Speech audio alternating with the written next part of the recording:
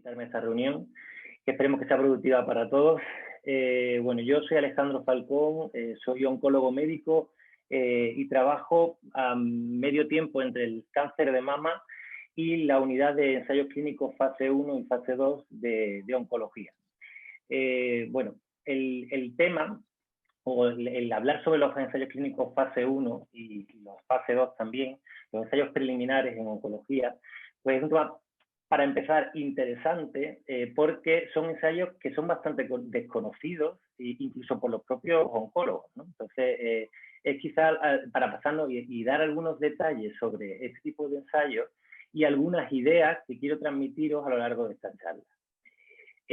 Para situar los ensayos clínicos fase 1 y fase 2, estaríamos hablando dentro de la pirámide de la evidencia científica en unos ensayos que se sitúan en la parte superior, digamos que entre los ensayos de real world data, entre los ensayos observacionales y los ensayos aleatorizados y los metaanálisis.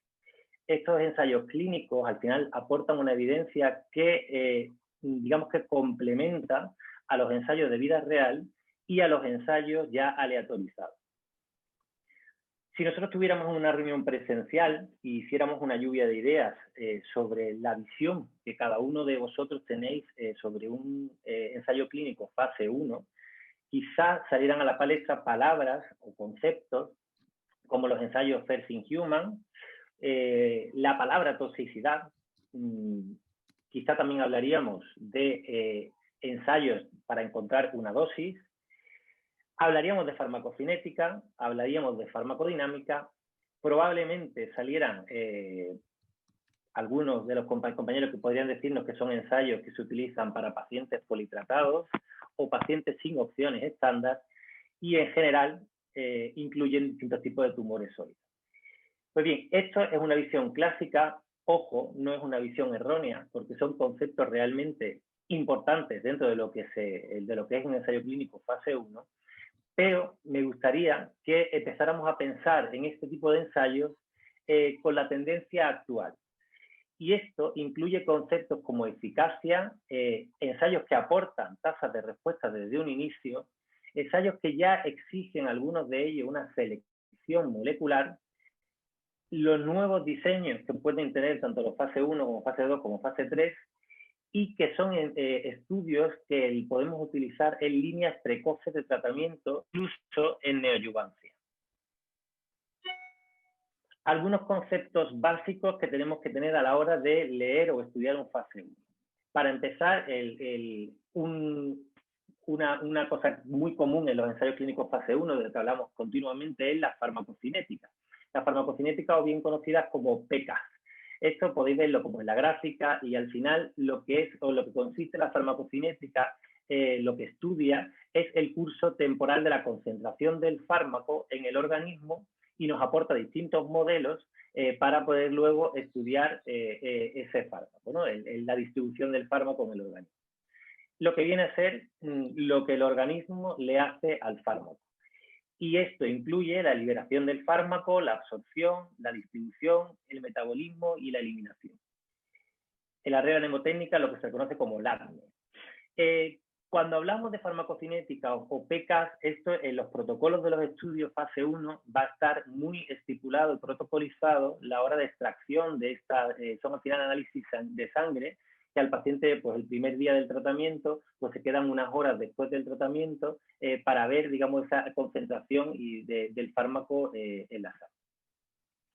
Otro concepto básico de un fase 1, la farmacodinámica, que son las PDs. Y esto es, al contrario, lo que el fármaco le hace al organismo. Y aquí, mayormente, lo que vamos a estudiar es el efecto primario del fármaco y, posteriormente, cuáles van a ser los efectos tóxicos o adversos del fármaco. Lo que sería la afinidad del fármaco por el organismo y la actividad del fármaco en el organismo. Tercer concepto básico a la hora de enfrentarnos a un fase 1. ¿Cuáles son los modelos de escalada en este tipo de ensayos? Bien, como hemos dicho, en la visión clásica de estos estudios, una de las cosas que vamos a hablar siempre es el llegar a la fase, digamos, la dosis recomendada para el fase 2. ¿Vale? Entonces, Dentro de los distintos modelos de escalada que tenemos, el más frecuentemente utilizado es el que veis en la pantalla como el D. ¿Vale? El primero, por ejemplo, es una escalada de dosis que lo haremos paciente por paciente, de uno en uno, un up and down, y lo que haremos realmente será mirar cuando llegamos a una toxicidad limitante de dosis e irnos a la dosis justamente anterior. Esto, si nos vamos al modelo 3+3, que es el modelo típico de escalada de un fase 1, vamos a incluir de 3 a 6 pacientes en cada nivel de dosis.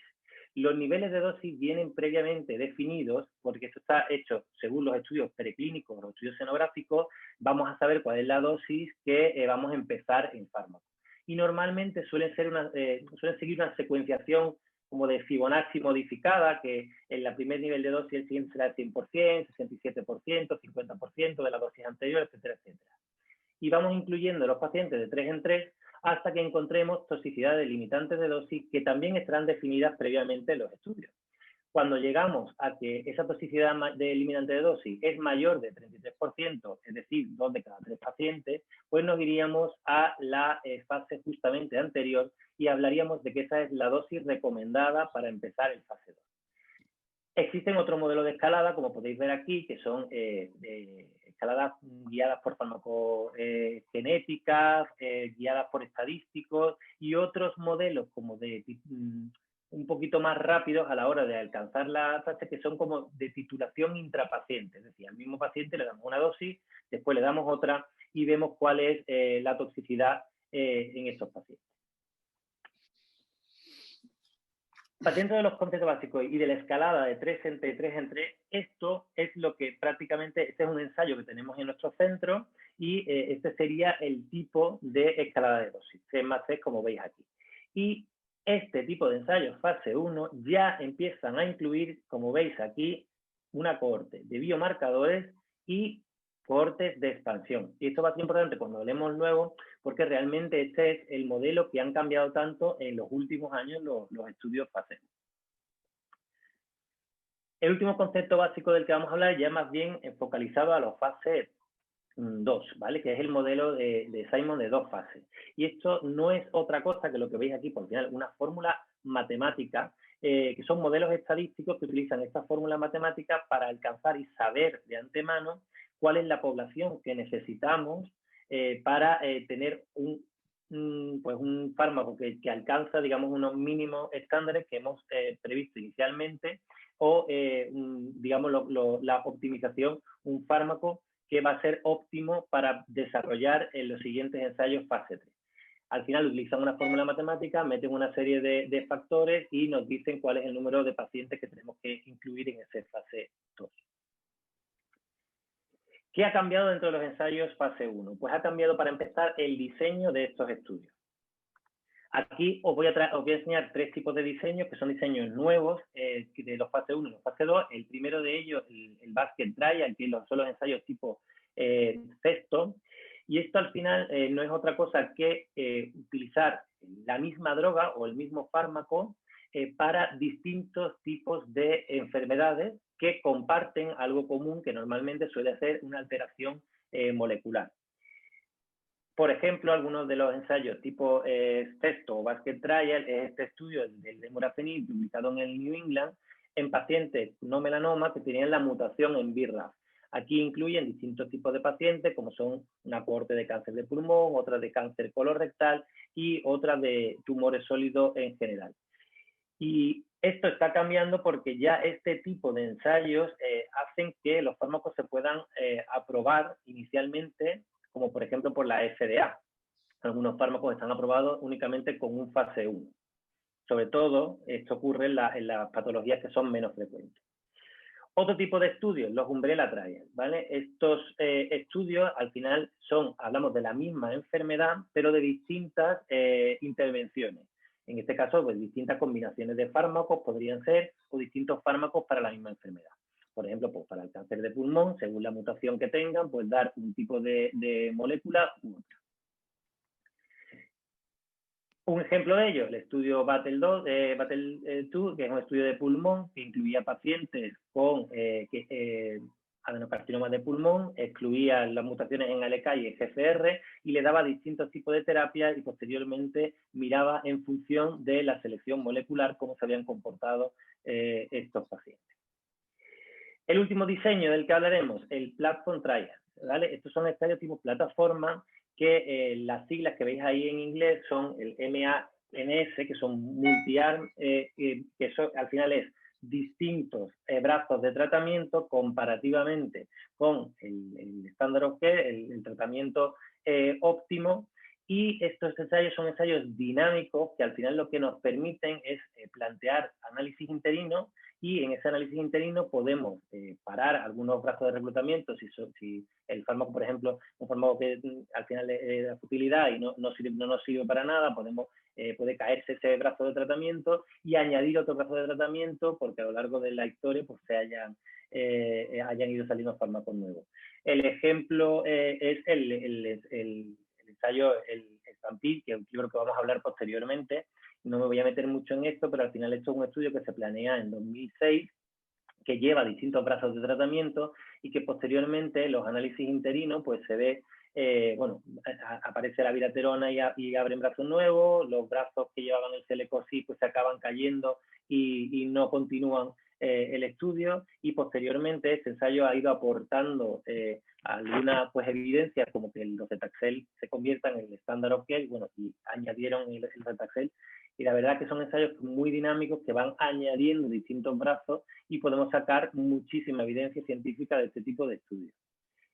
Aparte de los diseños de los estudios, ¿qué más ha cambiado? Pues la visión del riesgo y el beneficio de los pacientes, de incluir a pacientes en este tipo de estudios, que no sean únicamente pacientes politratados sin opciones terapéuticas estándar, que más bien sea, yo esto se lo digo mucho a nuestros compañeros cuando hacemos las reuniones, porque si me intentan mandar a lo mejor a la unidad de fase 1 un paciente que lleva 4 líneas de colon, que no existe ninguna línea más, pues yo me veo y me las deseo para intentar encontrarle un estudio a esos pacientes. Ya no tenemos ese tipo de estudios, los estudios los tenemos en primera, segunda línea e incluso en neoadyuvancia. Esta frase, 1 de cada 10 fármacos en los ensayos clínicos fase 1 se aprobará por la FDA. Bueno, pues al final también cambia, porque si nosotros hacemos estudios de selección molecular, o sea, seleccionamos la población, ese tipo de resultados y el tipo de tasa de respuesta que vamos a encontrar van a ser bastante mayor. Entonces, si al final esa es la tendencia, probablemente no sean 1 de cada 10, sean 1 de cada 5. También, evidentemente, depende del poder económico de la compañía, por el precio que tienen o el coste que tienen los ensayos fase 2 y fase 3. ¿Qué más ha cambiado? Pues la tasa de respuesta. Si echamos la vista atrás y vemos a 40 años vista cómo eran los ensayos fase 1 y qué porcentaje de respuestas tenían, veis aquí que el porcentaje de respuesta era inferior al 5%. Sin embargo, ahora estamos en una tasa de respuesta aproximada del 20%, y si hacemos selección molecular, llegamos incluso a tasas de respuesta del 40%. Veis también a la parte derecha de la gráfica que los eventos grado 5 o la muerte de los pacientes es bastante infrecuente en los ensayos clínicos fase 1. Y lo que sí sabremos es que prácticamente el 70% de las toxicidades relevantes de los fármacos los vamos a ver ya en este tipo de estudios. Vuelvo a la idea de qué es lo que ha cambiado, y lo que ha cambiado es la elegibilidad y la selección molecular. Al final, si hacemos esta selección, aquí os enseño la gráfica del estudio del larotrectinib en las fusiones de TRK, y que esto es un fármaco dirigido que tiene unas respuestas espectaculares en distintos tipos de tumores, únicamente buscando la selección molecular. Al final, si seleccionamos a los pacientes y hacemos terapias dirigidas, evidentemente las respuestas serán espectaculares. Otra cosa que ha cambiado, pues que ya los propios estudios fase 1 traen las fases de expansión, aportan una fase de expansión. No nos vamos a quedar en un fase 1 de escalada de dosis, sino que ya vamos a planificar desde un inicio el hacer fases de expansión en determinadas patologías, e incluso en algunas de ellas podemos hacerlo hasta randomizados, podemos encontrar este tipo de estudios. Este es el ensayo de la aprobación del pembrolizumab, que fue un ensayo que incluyó distintos tumores sólidos a distintas dosis, como veis, y en distintas patologías, que ya incluía distintas partes de las fases de expansión. Para ir concluyendo, basarnos de nuevo o volver a incidir en el concepto del fase 1 con una intención terapéutica, ¿vale? La tasa de respuesta aproximada estamos en el 20%. Dependiendo de esta tasa de respuesta, lo que nos va a predecir es la posibilidad de ganar supervivencia global en los estudios fase 3 posteriores. Hablar también pues, de la toxicidad, ¿no? De que son ensayos que son poco tóxicos, que si llegamos a hacer una selección molecular podremos obtener respuestas mayores del 40%, y que, bueno, que la dosificación muchas veces de los fase 1 o de alcanzar la dosis, dependiendo del fármaco que utilicemos, tendrá sentido o no, porque ya sabemos que, por ejemplo, la inmunoterapia, no dar mayor dosis de inmunoterapia es mejor para el paciente. Como mensajes para llevar a casa. El diseño y los objetivos de los ensayos clínicos fase 1 y fase 2 está evolucionando, al igual que lo hace la evidencia científica. Por lo tanto, a mayores dianas moleculares que vayamos encontrando, probablemente la tendencia sea que la selección de este tipo de estudios sea hacia una terapia dirigida cuando encontremos esa mutación. Los nuevos diseños adaptados a este tipo de estudios, los basket trial, umbrella trial y platform trial que hemos hablado. Y el cambio de concepto como fase 1 como arma terapéutica, ¿vale? Y volver a incidir en esta idea para que vayamos cambiando el concepto de los ensayos fase 1 y que veamos que tienen su utilidad, sobre todo en la eficacia de los fármacos. Muchas gracias, espero que os haya sido útil, que por lo menos haya encendido esta bombillita para empezar a entender estos estudios como lo preliminar de los otros, pero sobre todo que nos aportan una evidencia y una información bastante importante a la hora del desarrollo de los fármacos.